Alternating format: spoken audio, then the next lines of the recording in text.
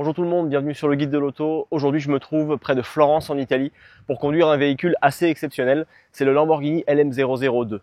Alors ce véhicule c'est le premier VUS exotique. Aujourd'hui ça peut faire sourire parce que si on pense au Ferrari Puro Sangue, Rolls-Royce Cullinan, Bentley Bentayga ou Lamborghini Urus, si on reste chez Lamborghini, il y a énormément de marques de très grand luxe qui ont des VUS dans leur gamme. Mais à l'époque c'était assez inédit. Ce véhicule-là, en fait, il dérive d'un modèle qui était destiné à l'armée américaine, parce qu'il y a eu un appel d'offres qui a été fait à la fin des années 70, et l'idée, c'était de proposer un véhicule qui puisse servir à l'armée américaine. Comme vous vous en doutez, c'est pas lui qui a eu le marché, mais c'était le Humvee de AM General, qui deviendra d'ailleurs le Hummer plus tard. Le LM002, c'est la version routière d'un véhicule qui était initialement appelé le Cheetah, le Guépard, et qui en fait devait servir à l'armée. Finalement, le projet a été avorté. Ce véhicule-là a été développé dans un second temps, le moteur a été changé, il est passé de l'arrière à l'avant, et on obtient ce véhicule. Le LM002 que vous avez sous les yeux, c'est un modèle fabriqué en 89 et livré en 90 à un certain Walter Wolf, donc l'homme d'affaires canadien qui notamment possédait l'écurie de Formule 1 Walter Wolf Racing et qui a gagné des courses en Formule 1 à la fin des années 70. Initialement, ce véhicule-là était bleu avec un intérieur gris et finalement, il a été repeint en noir avec les années avec un intérieur crème. Le châssis, c'est un châssis multitubulaire en acier sur lequel on ajoute des panneaux de carrosserie en fibre de verre et avec certaines pièces aussi en aluminium rifté. En ce qui concerne le rouage, c'est évidemment un rouage 4x4 qui a été retenu par Lamborghini et on peut avoir le 4x4 High, Low, donc gamme haute, gamme basse. Et on peut aussi verrouiller le différentiel. Il y a une flèche qui est indiquée ici. Il faut utiliser la clé siglée Lamborghini, s'il vous plaît. En fait, on place la clé de cette manière-là.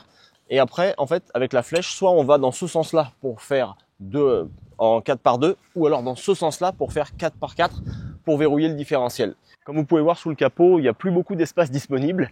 C'est le V12 Lamborghini qu'on retrouve sous le capot, 5,2 litres de cylindrée. Il dérive de la Countach, mais il n'est pas exactement similaire. Il pouvait être soit à carburateur, donc 6 carburateurs double corps, soit à injection. Le modèle qu'on a aujourd'hui est à injection électronique. Ça fait pas une très grosse différence de toute façon. Et la puissance annoncée, il y a quelques sources qui varient. Donc je vais vous donner la version que j'ai trouvée pour l'Amérique du Nord, 455 chevaux et 368 livres-pieds de couple. Et la boîte de vitesse qui est retenue pour mouvoir tout ça, c'est une boîte manuelle à 5 rapports. À l'intérieur du véhicule, c'est assez curieux parce qu'en fait, on a peu de place. Là, j'ai pris place à l'intérieur. Déjà, il y a le gros tunnel de transmission ici, donc j'ai la main là qui est assez prise. Et même là, en fait, au niveau des bras, c'est curieux d'avoir aussi peu de place. Cela dit, si on regarde la taille du véhicule, c'est pas un véhicule si gros considérant les standards actuels. On parle de 4,90 m de long pour 2 mètres de large.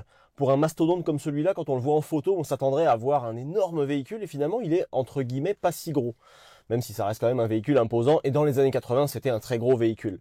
Face au conducteur, on a en fait toutes les informations nécessaires, un peu cachées ici à gauche du volant, mais vitesse, contour, évidemment réservoir d'essence. On parle quand même d'un réservoir, les sources varient d'après ce que j'ai lu, mais de 276 à 290 litres selon les brochures que j'ai vues. Donc ça reste 2 très gros réservoirs à l'intérieur pour nourrir le V12 à l'avant.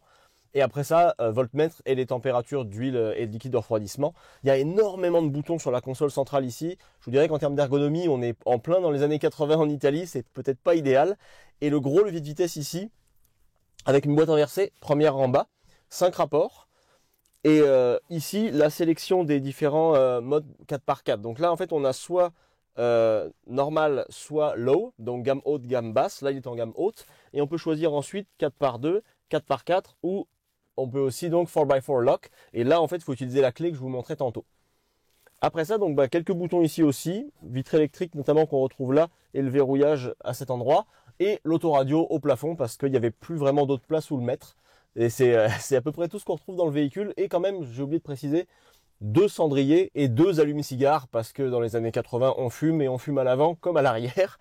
Donc je vous dirais, maintenant c'est le moment de mettre à feu le V12. On va voir un peu ce que ça dit. Oh, l'embrayage il est dur. Un peu de gaz. Non, ce sera pas la première. Faut en mettre vraiment plus. Non. Ok. Eh, ça sonne pas mal hein, quand même. Je sais pas si vous l'entendez bien à la caméra. Mais alors par contre, c'est assez fort hein, dans l'habitacle quand même. C'est fou d'avoir un véhicule 4x4 qui sonne comme ça. Un V12 Bizzarini sous le capot, c'est hallucinant. Le ralenti est un peu haut à froid, je vous dirais. Alors, on va mettre la première. Ok. Première. Le frein à main qui est juste là, à droite de la jambe, c'est pas forcément idéal non plus. Et alors on m'a dit que ça braquait pas très bien, on va voir. Faut pas hésiter à donner du gaz non plus. Ouais, pour avancer, faut vraiment pas hésiter.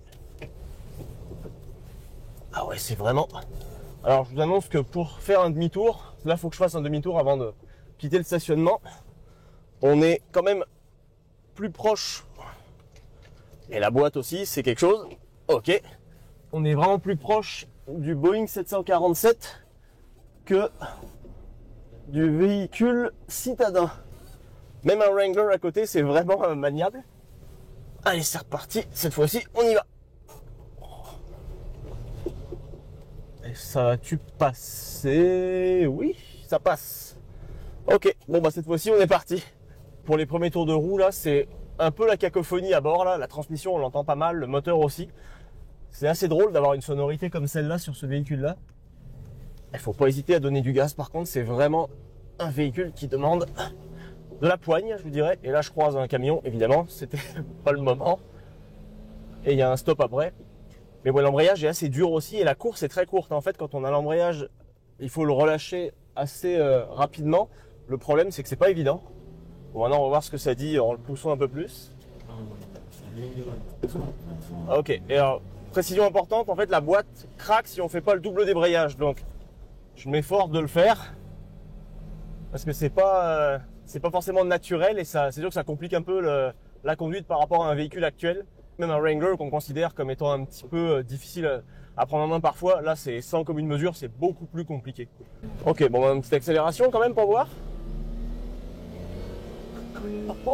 C'est incroyable. C'est vraiment le fun pour vrai. Ça marche quand même fort. Le 0-100, on parle de 8,5 secondes, ce qui pour un véhicule de plus de 400 chevaux est pas énorme. Mais il faut bien se rappeler qu'on parle quand même de 2,7 tonnes. Donc c'est un poids important. Mais c'est drôle, c'est très drôle. C'est très anachronique, c'est bourré de défauts, mais c'est génial. Sincèrement, c'est très amusant à conduire comme véhicule. Et je vous dirais, on est vraiment très heureux que Lamborghini nous ait donné cette possibilité-là. Je ne m'attendais pas à ce qu'on puisse le conduire. Là, c'était un galop d'essai assez court, évidemment, mais c'était le fun. C'est vraiment, vraiment le fun.